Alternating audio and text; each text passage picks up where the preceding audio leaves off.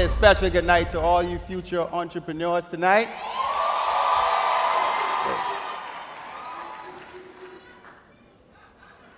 Behind every successful story, you will find someone that has made a courageous decision.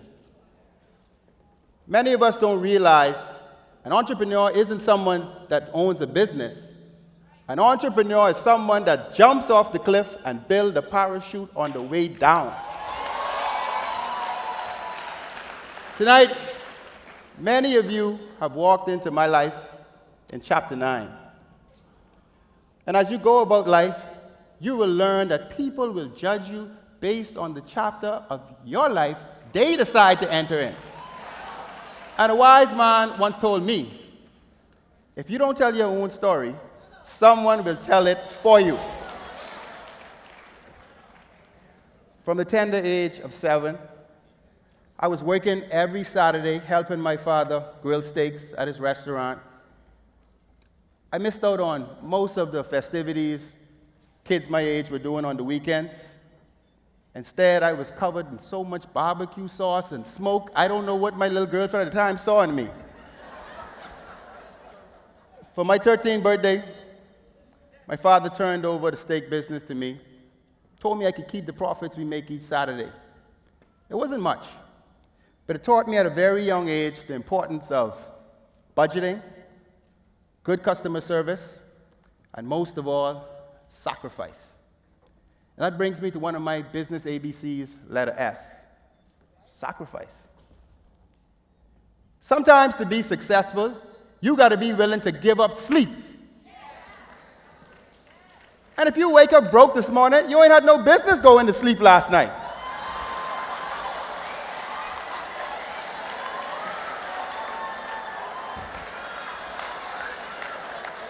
This is powerful.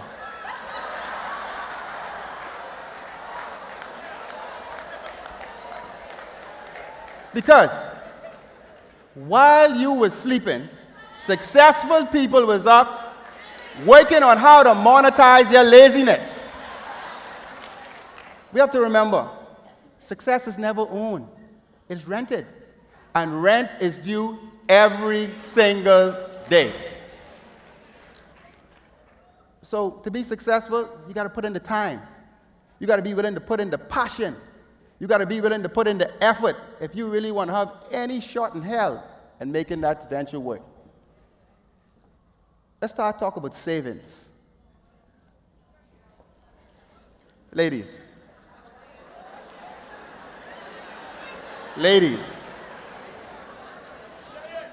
Don't be the woman with the $1,000 purse and nothing in it. And fellas, calm down. Calm down, because I ain't forget about y'all. Fellas, don't be that guy driving that fancy car and still live home with your Grammy. I just drive a Toyota Camry hybrid and I got a couple dollars. So think about that. Stop spending all your money trying to show people that you are living a life that you cannot afford. The system, that system. The system is already designed to make success difficult for all of us. Think about it. You need money for college for a job, and a job for money. Now, if that ain't rigged, I ain't know what rigged. They say education is the key. Then why they make it so expensive for we? And that's why it's so important to save, because we're already starting 10 steps back, so we can't continue to keep ourselves back with all this material foolishness. Your funding, your ideas will require funding. And these banks, these days, the bank ain't lending you no money. So it's very important to save your money and put it towards your dreams. And listen, it can be times when you just can't do it. You don't have enough of them. You don't have all the money that it requires. And that's where you have to learn to pool your resources. Start turning some of these lifetime friendships into partnerships. Your best friend can't be only willing to go to regatta with you, gossip with you. She got to be willing to make that bump with you.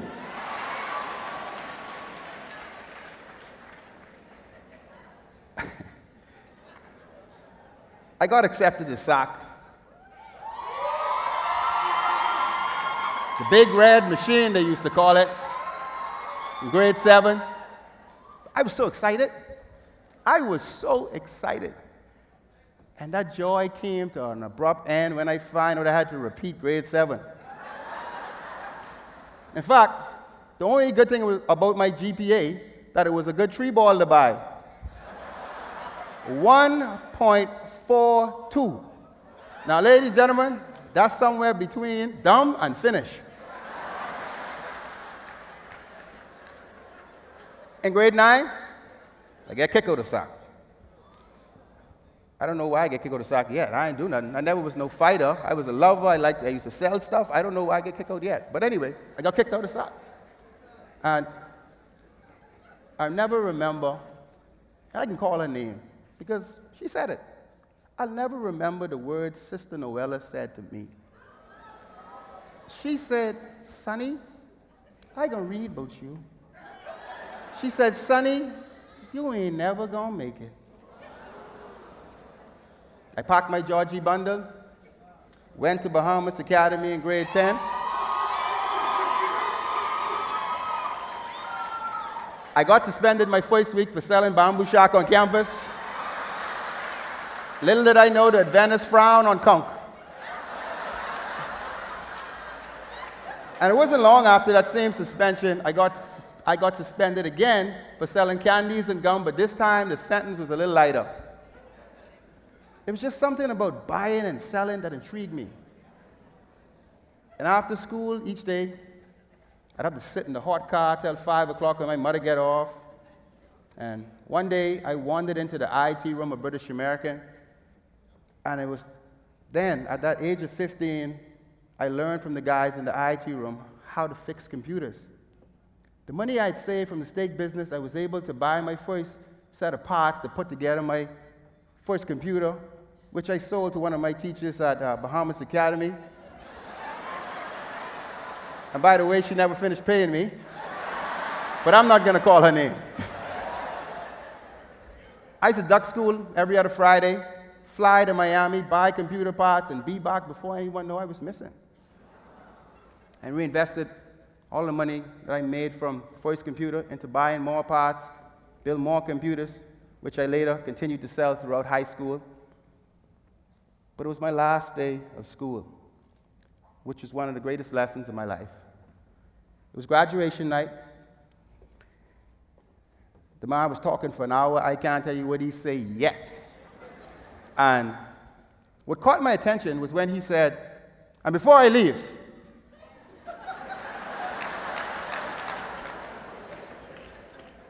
it was the late Sir Lyndon Osterpinland. He said, "Before I leave,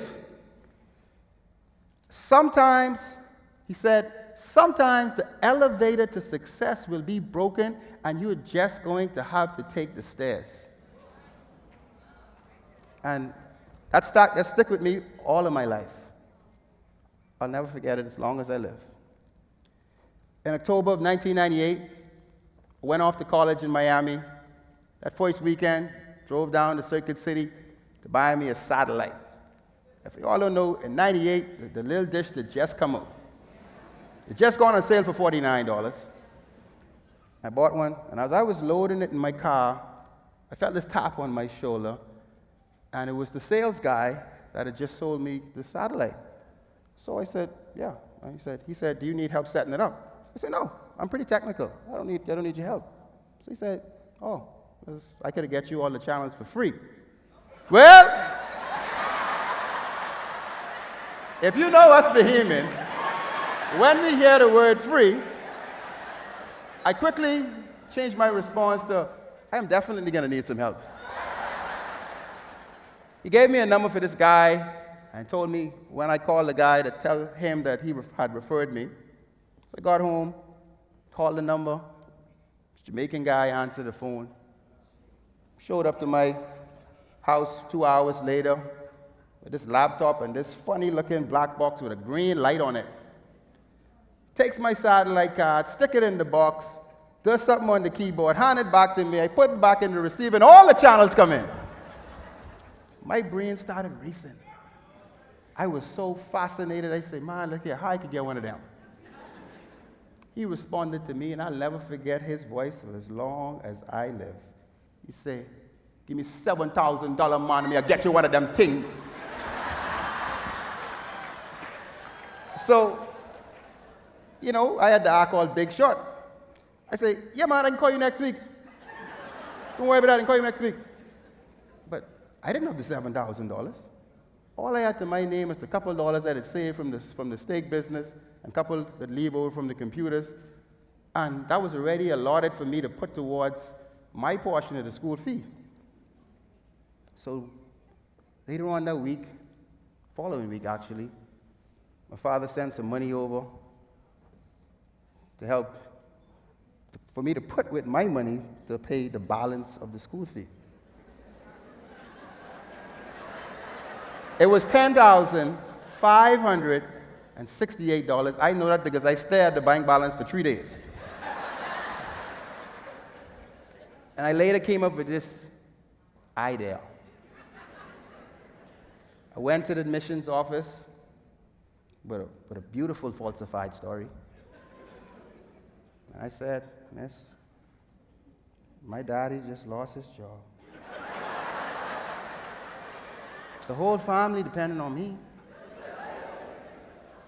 I'm the only one that was able to go off to college. And I hear you getting one contract in 2 months, and we was wondering if we could just put down $3,000 on the school fee and pay the rest after 2 months. And I dropped my head. And the lady said, sure. We're here to help our students. Since we do this all the time, it's no problem. You can put down the $3,000, it's no problem. The fake tears quickly dried up.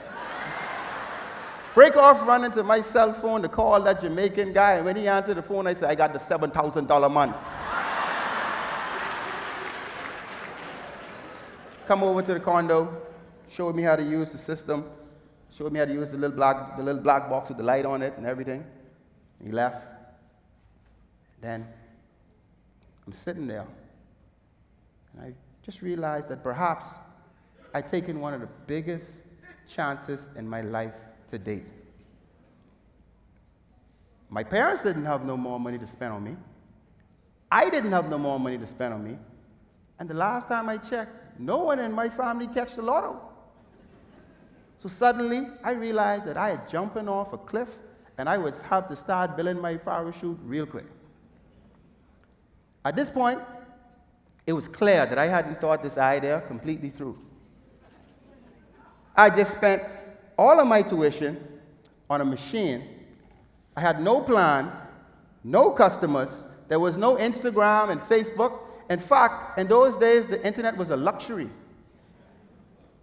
I sat down feeling so scared and defeated, and I started to think, where the hell did this idea come from? And then I remembered. It started with this guy that tapped me on my shoulder outside of Sacred City. So I jump in my car, and I drive down to Sacred City. He was standing right there scamming another Caribbean person with a satellite. And this time it was me doing the tapping. I tapped him on his shoulder. I said, I want to talk to you outside. And we went outside, and I said, listen, I got one of them things. He said, what things? I said, the black box with the light on it. He said, what? I said, the thing that is programmed the card. I said, and if you send anyone you send to me, I'll give you $50. He said, what? That's a better deal than the Jamaican fella giving me. So he took my number, we shook hands. I left, started to head back home. And as I was about to turn inside the gate, the phone rang. And it was the guy from Sacred City. And he had called me and said, hey, I got 2 clients for you. Gave me an address, turned around, drove to the clients. I made $800 on my first night. And I knew right there that technology was going to be the breakthrough in my life. And this brings me to my business ABC's letter T, technology. Every single day, technology is replacing people, jobs, even companies. If you plan on a business right now and you don't have technology integrated into it, you're probably going to fail before you even start. Now, a lot of y'all sitting there saying that ain't no true. But let me tell you why it's true. Even if you is a gardener, you're supposed to be taking your appointments to cut the grass online. Even if you was a barber, you should be taking your appointments and receiving payments online. You know, and there's that thing that is with us no matter where we are, no matter where we go, no matter what we're doing, and that's the cell phone. The convenience factor, coupled with the fact that this young generation is addicted to the mobile phone, opens a tremendous amount of opportunities for aspiring entrepreneurs. Look at all the successful apps around us. They're designed to make our life more convenient, and that's true. But what they're really doing is cashing in on a lazy society. You have to open your mind and see where the future is going. So my advice to everyone, think technology when you're planning your next business venture. We got to stop. We got to think beyond restaurants and bars and clothing stores and snack shops and beauty supply stores and salons and start embracing new trends and recognize that the world has evolved and every single thing depends on technology. Now let's talk about teamwork. If you want to go fast, go by yourself. But if you want to go far, you have to go together. You must build a great team around you to be successful. But mind you, you got to be strong enough to do it alone, smart enough to know when you need help, and brave enough to ask for it. You know, there was a time in my life when I was a one-man band. I thought I could do anything. But I quickly realized if I wanted to make it big, I would have to surround myself around some really smart people. Look at this room. You think I do this by myself? Look at it. Tonight is a clear example of how beneficial and resourceful a strong team will bring to bringing your vision to life. So what have we learned so far? That sacrifice is key, budget and savings go hand in hand, and that we must evolve with technology.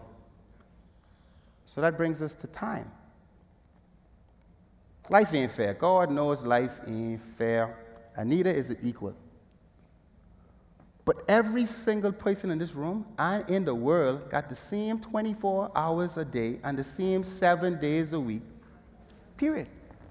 So there's no excuse about time. You have the same time that I have. And I got 2 children. We didn't get there.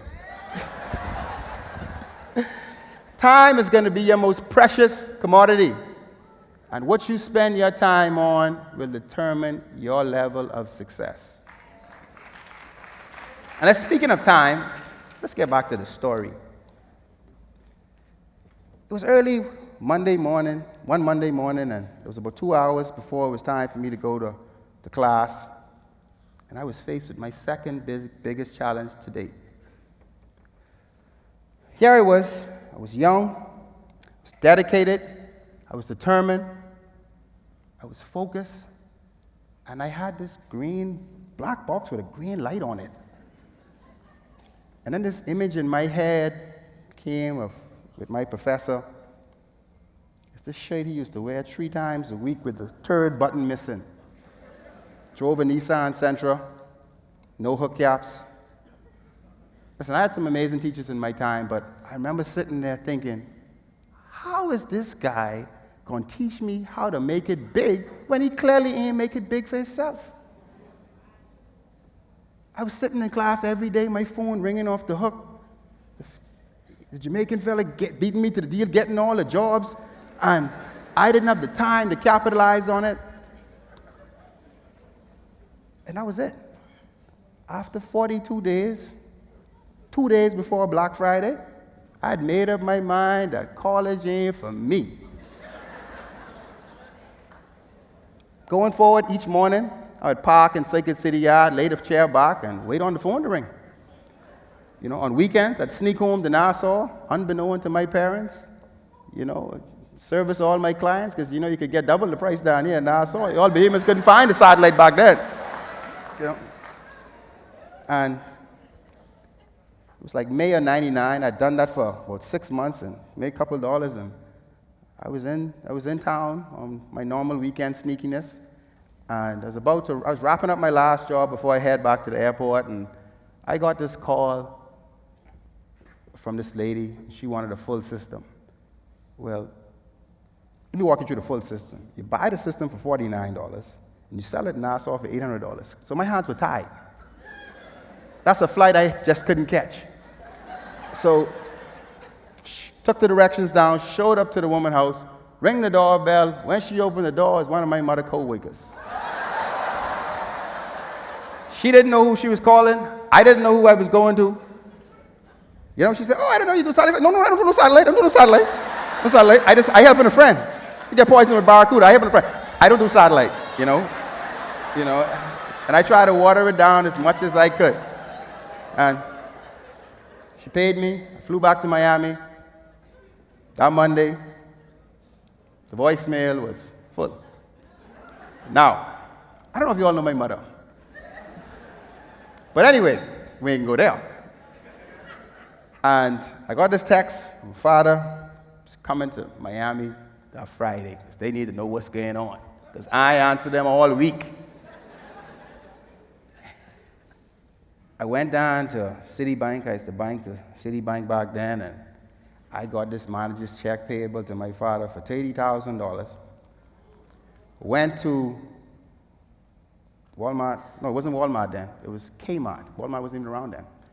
And I got a Polaroid camera and got my friend.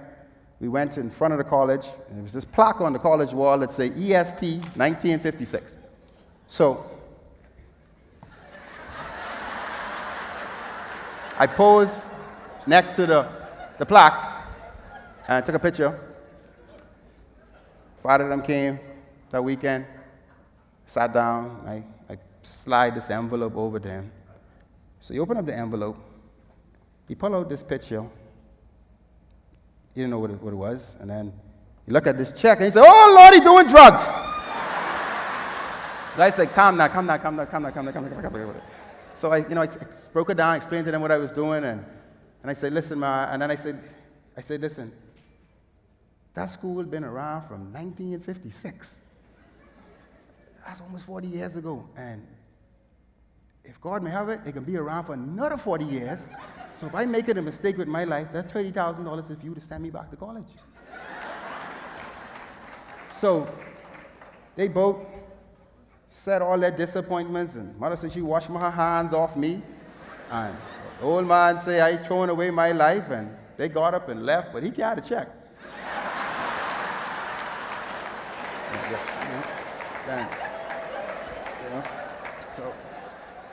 But I was free. The first thing I did was I fly to Nassau, and I go on by the East Street shopping plaza, and they had no more space left. All they had was one a little hole in the wall that was supposed to be the stairs that take you up to the second floor that they never built. So I said, "How much are you going to rent it for me?" He said, $150, man. I said, "I'll take it." Went to Las Vegas for the first time, attended the CES show, which is the Consumer Electronics Trade Show, in January of 2000. While I was there, I was able to meet all sorts of manufacturers and distributors for electronics, and a lot of my stuff that I was buying at the time, I was now able to source directly because of my exposure to this trade show. And I can't stress how important it is for you to continue to expose yourself, visit trade shows, build connections. Think outside. There is no box to think outside of. Later that year, the telco had announced that they were launching prepaid cellular. And I remember I had to pick up one pamphlet while I was at the trade show in Las Vegas from one company called Opal Manufacturing that was selling phone card dispensing machines. So I realized and I thought to myself, well, everybody gonna have to buy a phone card, and if I buy the machines and put phone cards in them and put them everywhere, all over the place, that might be a good idea. So flew to Canada, where the company is located. I purchased 30 machines for them.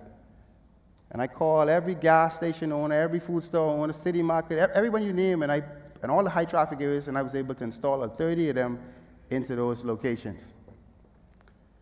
Opened up the paper one day, and I saw Batelco had a tender in there to supply them with phones, and then through my relationships in Miami, I knew a couple of phone suppliers. So I submitted a tender and say, I'll take a long shot. And to my surprise, they awarded me the tender to provide them with 10,000 cell phones. I didn't even have the money to buy 10,000 cell phones. So I took the letter to Miami and sat with this guy that I knew who sells cell phones. And I say, man, I show him it, and he trusts me with 10,000 cell phones, and sent them to Nassau and sold them to Batelco. And there I was.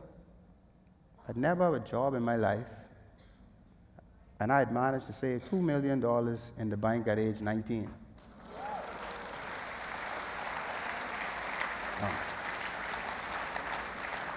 Fast tracking to the age of 23, satellite business started to fade, and cell phones and phone cards had emerged as my primary business.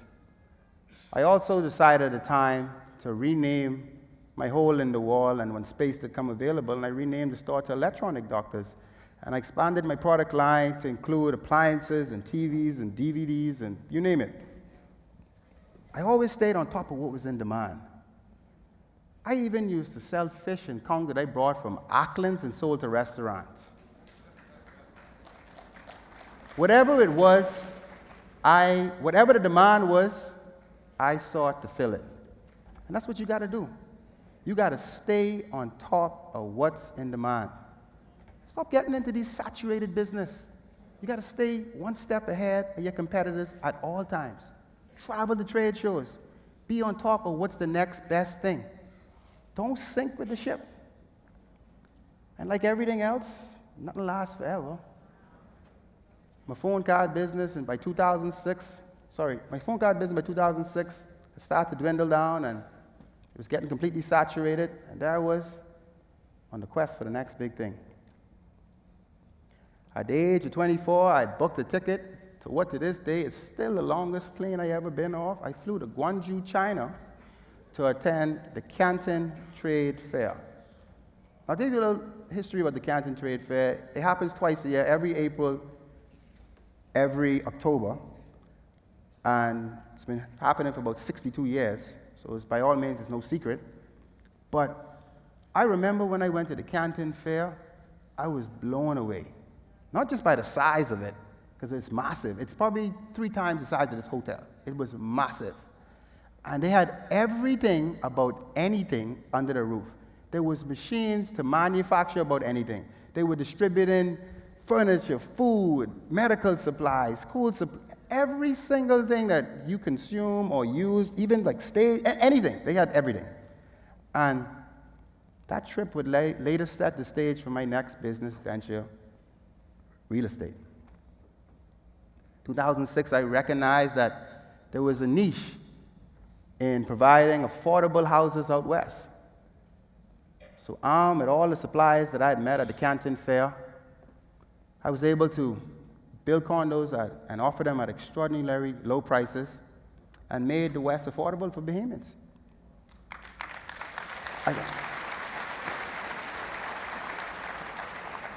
Got my first loan from First Caribbean when they used to lend me money. But that assisted my funding in my first real estate venture called Hampton Ridge, what happened to sold out in 14 days. And then my love for real estate had grown. I quickly jumped in full gear in Operation West for Less and started projects like Balmoral, Vizcaya, Veneto, and the latest Venetian West. In 2009, after coming from one of the biggest trade shows in London, Island Luck was born.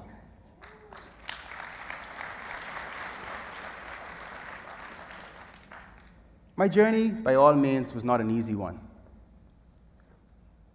Through my entire life, I've hit almost every single roadblock you can imagine. And most of it wasn't from the challenges of the businesses themselves. It was from my very own Bahamian brothers and sisters that tried to pull me down all my life, up to this day. They gave me a radio license the other day. One man got 10 license and he ain't sleep since I get the license. Could you imagine?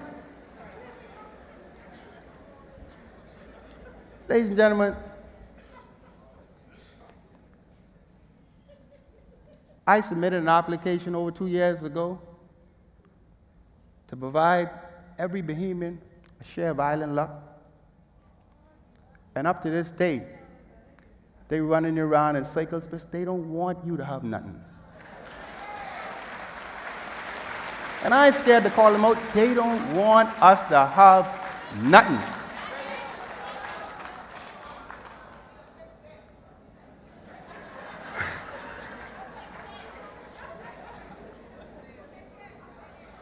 But one thing we must not let happen. We must never allow them to distract us from our vision or derail us from our goals.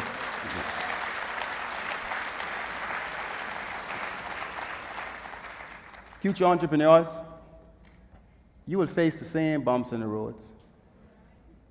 They can come dressed as friends, family, politicians, co-workers.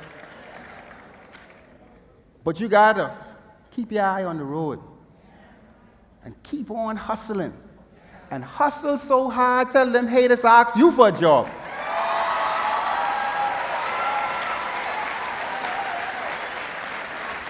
I want you to wake up every morning and kill them with success and bury them with a smile. You know,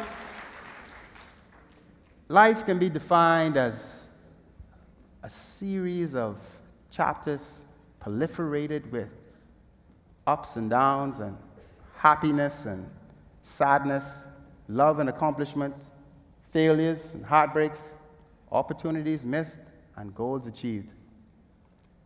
And sometimes life could be like that GPS that seems it could only get you within 1 mile of where you're trying to go.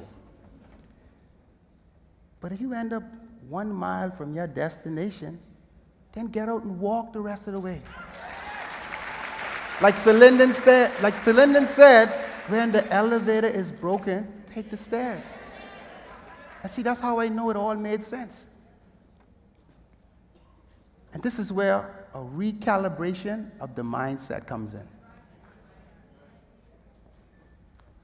Because you can't reach your destination to success if your mind on the wrong route.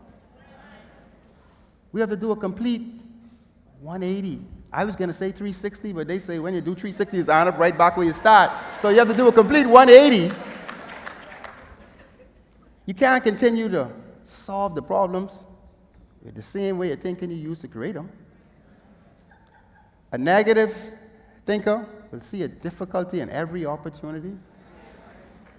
And a positive thinker sees an opportunity in every difficulty.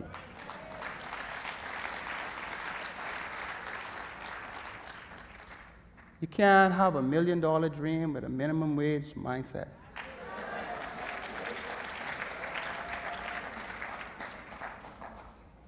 You know, winners make it happen, and losers let it happen. If you have an idea, go after it. If your business failing, make changes. If you can't figure out what to do, go to a trade show. Limits are for creditors, and it's time to max out your potential.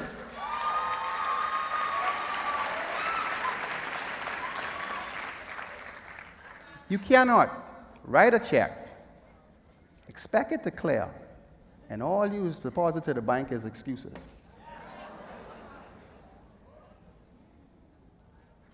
Now, by all means, I have a bachelor's degree in failed relationships. Anyway, but I'm going to give you some relationship advice.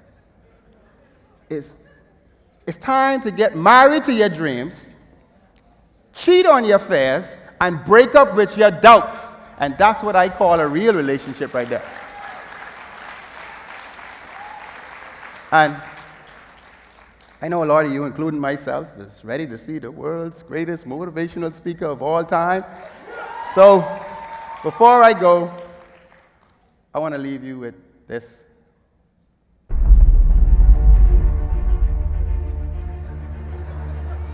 Boy, serious. This is powerful. But can you turn it down a little? I can't even hear myself. Ladies and gentlemen, if you want something you've never had, you're going to have to do something you've never done. If you don't start working on building your dreams, someone will hire you to work on theirs. Remember, in business, we never lose. We either win or we learn.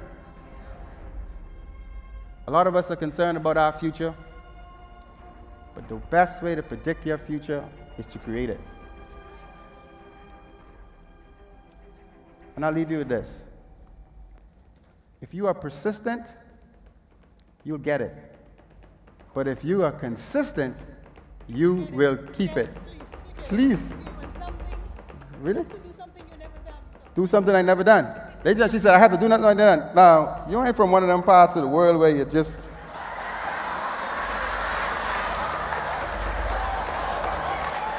She said, do something I never done. I can't be a hypocrite, ladies and gentlemen. I don't know what's in this bag, but I'm going to do something I never done. Thank you, ladies and gentlemen. I love you all.